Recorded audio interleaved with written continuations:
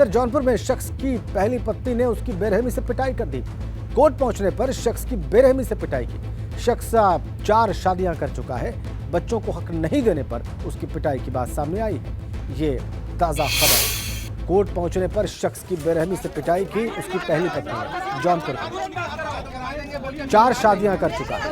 ये देखिए, कोर्ट पहुंचा तो उसकी पहली पत्नी ने उसे पीटा। बच्चों को हक नहीं दिए जाने पर इस व्यक्ति की पिटाई की उसकी पहली पत्नी ने, और वो कुल 4 शादियां कर चुका है।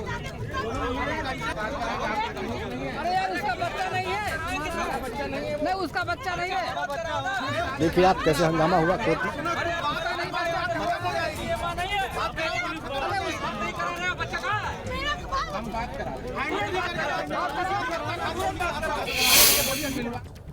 इधर अलीगढ़ के थाना इगलास इलाके में शराब की दुकान के विरोध में महिलाओं के साथ ग्रामीणों ने भी प्रदर्शन किया। इनका आरोप है कि जहां शराब का ठेका है वहां से मंदिर, स्कूल और अस्पताल बहुत नजदीक है और इसी वजह से स्थानीय लोग परेशान हैं।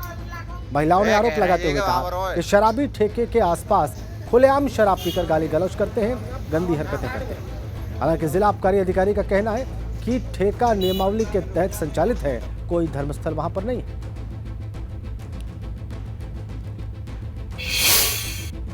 परेशानी ये आ रही है कि यहाँ परेशानी बहुत है, ये कि नहीं है। समस्या हल 6 साल से देख रहे हैं, हर बार यही बात आ रही है कि अब हट जाएगा, अब हट जाएगा। ये बेटा जब तक जी ना हटेगा, जब तक प्रदर्शन चलेगा। हाँ बंद कर दो, आज बिल्कुल ना खोलो और हमें नहीं रट लिया कि यही रात को रोटी करेंगे, यही खाएंगे और यही सोएंगे। अधिकारी आए, 2 पुलिस वाले, वो कछु ना करेंगे, खुद हम तो कह गए कि यहाँ से तुम हट जाओ। ज्ञापन आया था, उसमें मैंने क्षेत्रीय आबकारी निरीक्षक को भेजा था। उन्होंने पूरी जांच करके रिपोर्ट दी है, जिसमें दुकान नियमावली के अनुसार संचालित है, कोई धर्मस्थल वहाँ नहीं है। बड़ी ऐसी खबर है, पिछले दिनों सूदखोरों से परेशान होकर आत्महत्या करने वाले बंदूक व्यापारी नंदलाल गुप्ता केस में आरोपी बनाए गए। अजय सिंह सिंघाल के सिंघाल होटल एंड रेस्टोरेंट और दूसरे आरोपी देवनारायण सिंह उर्फ पूना के घर पर योगी का बुलडोजर चला है। हालांकि जिला प्रशासन का कहना है कि ये NH 31 की रोड है, सड़क है। 3-4 दिन पहले मार्किंग कराई गई थी, वहां पर अवैध अतिक्रमण मिला था, कुछ लोगों द्वारा हटा लिया गया। जिन लोगों का बचा हुआ है उनका अतिक्रमण हटाया जा रहा है। देखिए आप, अवैध अतिक्रमण पर बुलडोजर गर्जा है बलिया जिले में। प्रशासन कह रहा है अब अवैध अतिक्रमण के खिलाफ ये कार्रवाई की जा रही है। ये एक्सक्लूसिव तस्वीरें NH 31 बताया जा रहा है कि इस पर यह अवैध अतिक्रमण है जिसको हटाने की कार्रवाई की जा रही है।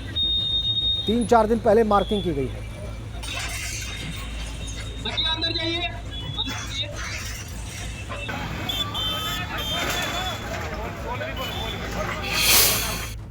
HAI की टीम के साथ पूरी मार्किंग करवाई थी और वहाँ पे अवैध अतिक्रमण मिला था। अवैध अतिक्रमण के खिलाफ अभियान पिछले 6 महीने से चल रहा था।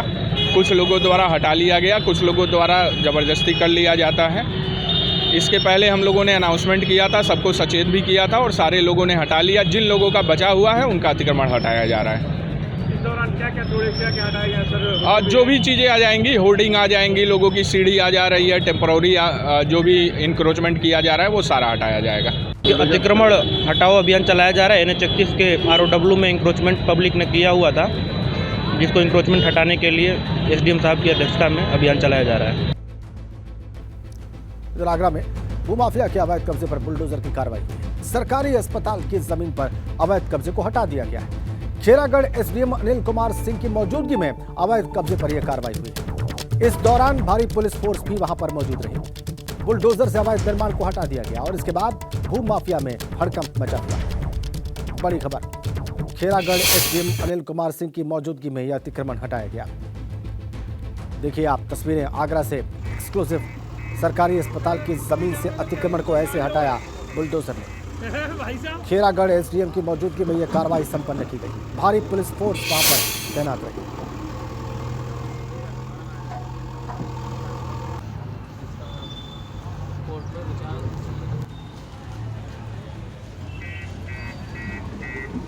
एक्सक्लूसिव तस्वीरें, सरकारी अस्पताल की जमीन पर कब्जे को ऐसे हटाया गया। औरैया में परिवार पर धारदार हथियारों से हमले की खबर है।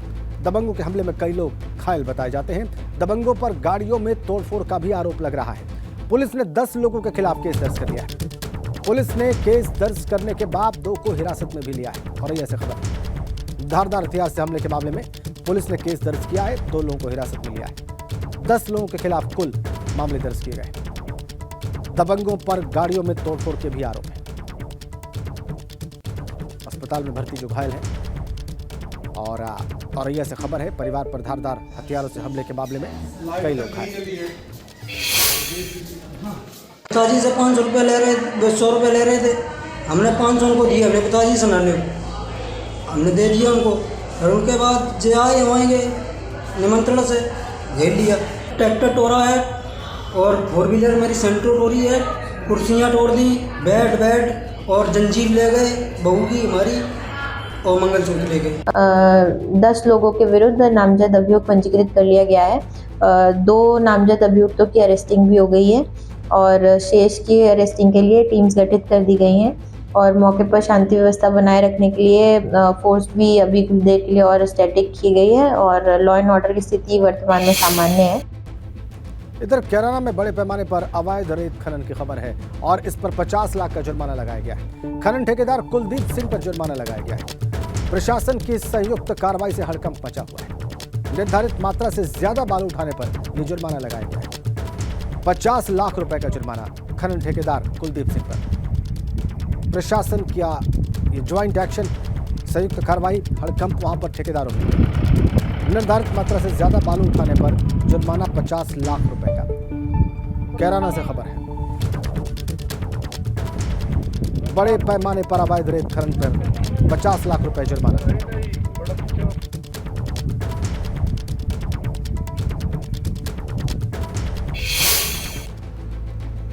आगे बढ़ते हैं, राजनीतिक खबरों का रुख करते हैं। कैबिनेट मंत्री डॉक्टर संजय निषाद ने अखिलेश यादव पर हमला बोला है। सपा सरकार के दौरान जातीय जनगणना क्यों नहीं करवाई, ये कह रहे हैं संजय निषाद।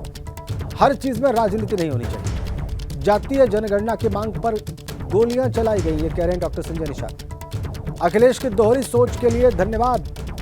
सत्ता में होते वक्त अखिलेश सब भूल जाते हैं, ये कहा, ये बयान दिया डॉक्टर संजय निषाद। हमारे साथ डॉक्टर संजय निषाद, उनसे जानेंगे। कल तो अखिलेश यादव जब बोल रहे थे तो उन्होंने आपका नाम लिया, कहा कि आप भी तो जाति जनगणना चाहते हैं, आप सरकार के सहयोगी भी हैं, और अखिलेश यादव आपसे ही कह रहे हैं। मैं तो उन्हें सलाह दूंगा कि हर क्षेत्र में राजनीति नहीं होनी चाहिए।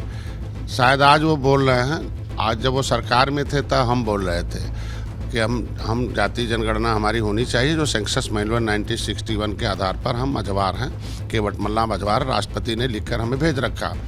लेकिन आप लोगों ने हमें गिनती में हमारी जो उपजातियाँ हैं, पुकारू नाम है, उसे आप पिछड़ी में डाल दिए। इसलिए मझवार का तो मझवार जाति नहीं था, जातियों का समूह था। तब समूह में गिनती बंद हो गई। हम 70 लाख थे 1961 में, आपने घटा के हमें 7000 कर दिया मरवा के। तो ये हम जब उनसे मांगने के लिए गए, कहने के लिए गए, एक बार मैंने 17 फरवरी 2014 को मैंने यहाँ आंदोलन किया था इसके लिए कि हम मझवार हैं, केवट मल्ला मझवार, हमारी गिनती मझवार में कराई जाए। 7 जून 2015 को मैंने एक रेल आंदोलन किया कि भाई कम से कम गिनती हमारी सही जगह हो जाए। मैंने रेल पर गोली चली तो उन्होंने गोली मरवा दिया। तो जब वो जनगणना करवाने मांगने के नाम पर गोली मरवाते हैं और आज कहते हैं गिनती होनी चाहिए, लेकिन गिनती कहाँ हमारी होनी चाहिए। 18% आबादी मछुआरों की, राजभर 37% पिछड़ी जाति, जिसको राष्ट्रपति ने सेंसस मैनुअल में अनुसूचित जाति की सूची में पर्यायवाची जात माना है, उनकी गिनती कहाँ कराएंगे, खाली वोट ही लेंगे। तो हम तो यही कहेंगे कि अब जब इनके साथ सत्ता होती है तो भूल जाते हैं, पिछड़ों को भूल जाते हैं, दलितों को भूल जाते हैं, और जब सत्ता बाहर होते हैं तब इनका नाम लेते हैं। और इधर यूपी विधानसभा में डिप्टी सीएम ब्रजेश पाठक ने समाजवादी पार्टी पर बड़ा हमला बोला। स्वास्थ्य का मुद्दा शिवपाल यादव ने उठाया तो उन्होंने शिवपाल यादव को घेरा। उन्होंने आरोप लगाया कि सपा सरकार के दौरान घोटाले हुए और इसके अलावा भी ब्रजेश पाठक ने कई मुद्दों पर तीखे प्रहार किए समाजवादी पार्टी के ऊपर। आज विधानसभा में थोड़ी देर पहले समाजवादी पार्टी को उन्होंने अराजकतावादी पार्टी बताया और उसके बाद समाजवादी पार्टी के विधायकों ने जबरदस्त विरोध प्रदर्शन किया। बात की शुरुआत शिवपाल यादव के स्वास्थ्य विभाग पर लगाए आरोपों से हुई। उसका जवाब देते हुए तीखे हमले बोले ब्रजेश पाठक ने समाजवादी पार्टी पर।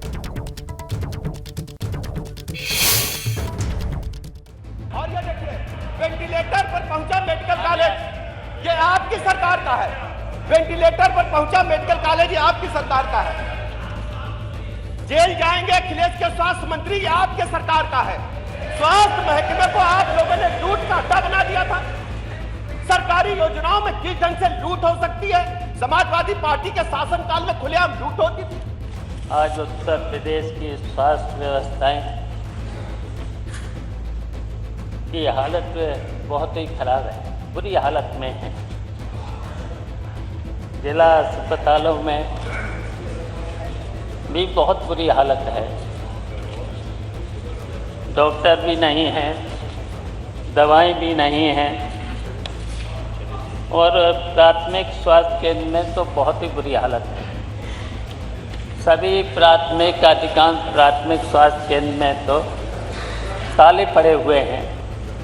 स्टाफ नहीं है, स्टाफ नर्स नहीं है, वार्ड बॉय नहीं है।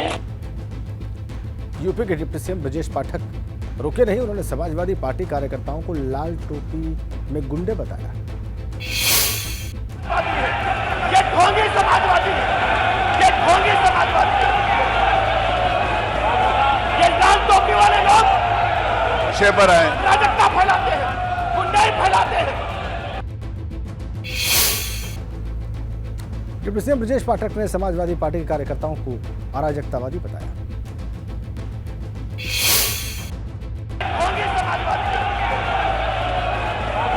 ये लाल टोपी वाले लोग शेपर हैं, अराजकता फैलाते हैं, गुंडाई फैलाते हैं। पूरी तरह से अराजकतावादी हैं ये लोग।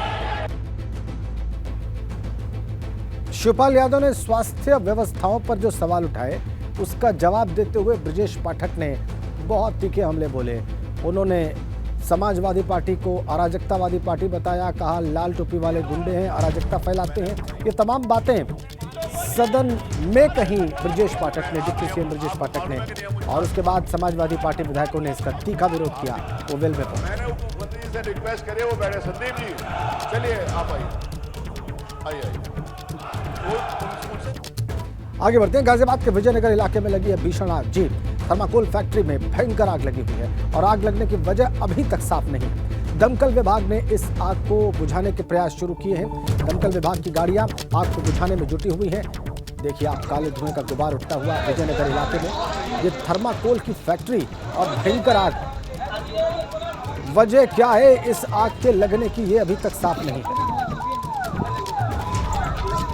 वहां पर फायर ब्रिगेड की गाड़ियां पहुंची हैं, इस आग को बुझाने के प्रयास जारी हैं। एक्सक्लूसिव तस्वीरें आप देख रहे हैं। ये विजयनगर इलाका है गाजियाबाद का, जहां पर थर्माकोल की फैक्ट्री में आग लगी है। धू धू करके आग की लपटें उठ रही हैं, काला धुआं निकलता हुआ। इसको बुझाने का प्रयास वहां पर फायर ब्रिगेड की गाड़ियों के द्वारा किया जा रहा है। शक्ति सिंह हमारे गाजियाबाद संवाददाता हमारे साथ जुड़ चुके हैं। शक्ति, क्या इस आग पर अभी काबू पाया गया है या प्रयास जारी है? जी देखिए, अभी प्रयास जारी है। आग पर काबू नहीं पाया गया क्योंकि थर्माकोल बनाने की फैक्ट्री है और आग जो है काफी धड़क रही है, काफी तेज आग है। फायर की वहाँ 5 गाड़ियां पहुंची हैं और आग बुझाने के जो प्रयास हैं वो जारी हैं। अगर किसी की जान की बात, तो अंदर फैक्ट्री के अंदर गनीमत ये रही कि जो भी लोग अंदर थे वो सभी समय रहते बाहर निकाल लिए गए। अब प्रथम दृष्टा जो फायर के जो लोग पहुंचे हैं उन्हें आग बुझाने का पूरा प्रयास इस समय जारी है। थाना विजयनगर क्षेत्र के ये औद्योगिक क्षेत्र की घटना। जी, ये आग लगी कैसे, कितना वक्त हो गया इस आग को लगे हुए, कितनी गाड़ियां वहां पर फायर ब्रिगेड की है, इस बारे में कोई जानकारी? शक्ति, देखिए फायर की वहाँ पर 5 गाड़ियां मौके पर पहुंची हुई हैं और आग बुझाने का प्रयास जारी है। आधा घंटे से भी ज्यादा का समय हो गया है क्योंकि थर्माकोल और केमिकल वहाँ पर ज्यादा है, तो आग भी काफी तेज है, धड़क रही है। इतनी आसानी से जल्दी इस आग पर काबू नहीं पाया गया। आग प्रथम दृष्टा यही देखा जा रहा है कि किसी शॉर्ट सर्किट की वजह से आग लगी है। ठीक है शक्ति, बहुत धन्यवाद आपका।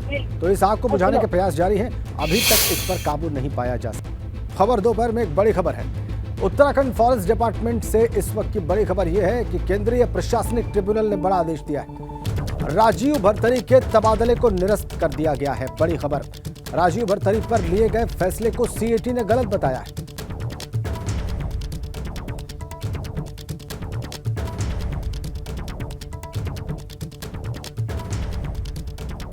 प्रमुख वन संरक्षक के पद से राज्य सरकार ने तबादला किया था, इसको निरस्त कर दिया है।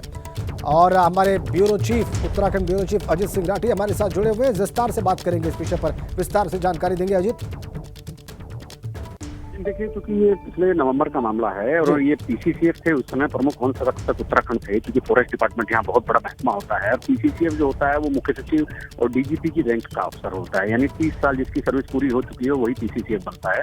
और इनका कहना यह था कि इनको टेन्योर के बीच में हटाकर इनके जो जूनियर थे विनोद सिंघल, उनको पीसीसीएफ बना दिया गया। उसके बाद ये हाईकोर्ट गए, हाईकोर्ट ने कहा कि पहले आपको केंद्रीय प्रशासनिक ट्रिब्यूनल में यानी कैट में जाना चाहिए। फिर चूंकि यहाँ पर एक सर्किट बेंच कैट की नैनीताल में होती है जो इलाहाबाद कैट के अंडर में आती है, तो वहां पर इन्होंने अपना वाद दाखिल किया और वाद दाखिल करने के बाद आज ये फैसला आया है कि ट्रिब्यूनल ने राज्य सरकार के उस आदेश को निरस्त करते हुए उसी पद पर, पुराने पद पर यानी पीसीसीएफ पर इनकी बहाली के आदेश दिए हैं। और इसके अगर निहितार्थ हम न्यायिक तौर पर, कानूनी आइए इसके अजित सिंह इसके न्यायिक निहितार्थ समझते हैं अभिषेक नेगी साहब से, जो कि याचिकाकर्ता के वकील हैं और इस वक्त हमारे साथ जुड़े हुए हैं। नेगी साहब, स्वागत है आपका। इस फैसले के निहितार्थ क्या है? देखिए, इस फैसले का सबसे बड़ा इम्पैक्ट जो कह सकते हैं वो ये है कि केवल राजनीतिक इच्छा शक्ति और या कहें पॉलिटिकल विम्स एंड फैंसीज के हिसाब से शीर्ष अधिकारियों के तबादले नहीं होने चाहिए।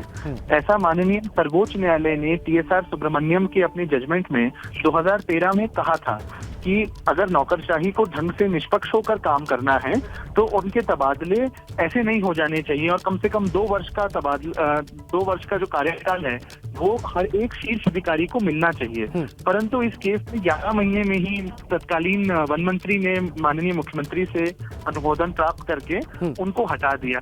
और जो है सिविल सर्विसेज बोर्ड, जो टॉप ब्यूरोक्रेट्स का एक समिति होती है जो ऐसे किसी भी ट्रांसफर की संस्तुति करती है। बड़ी अपडेट आपको दे दें, यूपी की जेलों में अधिकारियों के लिए निर्देश जारी हुए हैं। अधिकारियों और कर्मचारियों के स्मार्ट वॉच पहनने पर रोक लगा दी गई है। बड़ी खबर, अधिकारियों और कर्मचारियों के स्मार्ट बैंड के इस्तेमाल पर रोक लगा दी गई है। डीजी जेल आनंद कुमार ने यह आदेश जारी किया है। यूपी की जेलों में अधिकारी और कर्मचारी स्मार्ट वॉच नहीं पहन सकेंगे और ये उसके संबंध में आदेश आपकी स्क्रीन पर। और विस्तार से जान लेते हैं विवेक त्रिपाठी से, हमारे सहयोगी हमारे साथ जुड़ चुके हैं। विवेक, का क्या कहा गया है इस आदेश में, क्या कारण बताया गया है? देखिए, सबसे ऐसे मोबाइल पर प्रतिबंध लगाया गया था जेल के भीतर मोबाइल जाने से और किसी कर्मचारी को मोबाइल अंदर ले जाने से। जब मोबाइल पर करीब 3 साल पहले प्रतिबंध लगाया गया, उसके बाद से लोगों ने स्मार्ट वॉच पहनना शुरू कर दिया जो सीधे मोबाइल से कनेक्ट रहती है और अंदर की सारी गतिविधियां, चाहे वो फोटो हो, वीडियो हो या बातचीत हो, सब संपर्क कर सकते हैं सारे लोग और बाहर की दुनिया से सीधा संपर्क रहता है। ऐसे में जेल विभाग की तरफ से आदेश दिया गया है। डीजी आनंद कुमार ने आज ही आदेश जारी किया है कि कोई भी व्यक्ति स्मार्ट वॉच नहीं पहनेगा। मैनुअल वॉच की जगह जो स्मार्ट वॉच पहन रहे हैं वो प्रतिबंधित कर दिया गया है। हर जेल में कोई भी व्यक्ति स्मार्ट वॉच पहनकर भीतर प्रवेश नहीं करेगा। अगर कोई पहनता है, कोई आने वाला आगंतुक है या कैदियों से, बंदियों से मिलने वाले लोग हैं या जेल के अधिकारी हैं, विजिटर्स हैं, वो भी अगर स्मार्ट वॉच पहने होंगे तो उनकी मेन गेट पर ही घड़ी उतार कर रख ली जाएगी, क्योंकि वो जेल की सुरक्षा के लिए एक तरह से खतरा साबित हो सकती है। एक तरह से वहाँ की सूचनाएं, वहाँ की जानकारियां बाहर आ सकती हैं, लीक हो सकती है और उसका दुरुपयोग भी हो सकता है। ऐसे में डीजी जेल आनंद कुमार ने यह आदेश जारी कर दिया है। सभी अधिकारियों कर्मचारियों पर भी ये लागू होगा। जो विजिटर्स हैं उनके लिए तो है ही, लेकिन जो अधिकारी कर्मचारी स्मार्ट वॉच पहनते हैं उन पर भी लागू होगा कि वो स्मार्ट वॉच पहनकर जेल के भीतर प्रवेश नहीं कर सकेंगे। और ये तत्काल प्रभाव से लागू कर दिया गया है। स्मार्ट वॉच है या स्मार्ट बैंड है, इस तरह की कोई भी चीज पहनकर जो जेल के भीतर इस्तेमाल हो, ठीक है विवेक, बिल्कुल आपकी बात से स्पष्ट है कि इसके कारण क्या है इस आदेश के पीछे के। बहुत बहुत धन्यवाद आपका।